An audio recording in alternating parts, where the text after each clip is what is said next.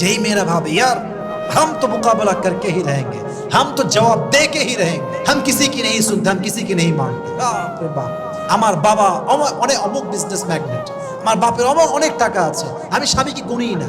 এগুলো মেয়ে না স্বামীর ভালোবাসা পায়, না একটা আদর্শবান সন্তান পায়। ঠিক কিনা বলেন যুবক ভাইরা? আমি সবাইকে বলছি প্রিয় ভাইরা, এটা আমার কোনো ক্ষোভ বা কোনো রাগ, ব্যাপারটা এরকম না। আমার কথা হচ্ছে অ্যাজ এ হাজব্যান্ড, যদি আপনি আমার থেকে একটা পরামর্শ নেন, অথবা একজন পুরুষের যদি পরামর্শ নেন, কথা শুনতে চান, আমি বলবো কোনো পুরুষ চায় না, পৃথিবীর কোনো পুরুষ চায় না তার বউটা প্রতিবাদী। বউ একটু বিনয়ের সঙ্গে থাকবে, একটু মানিয়ে চলবে, এতেই স্বামীরা খুশি হয়ে যায়। ঠিক কিনা বলেন যুবক ভাইরা?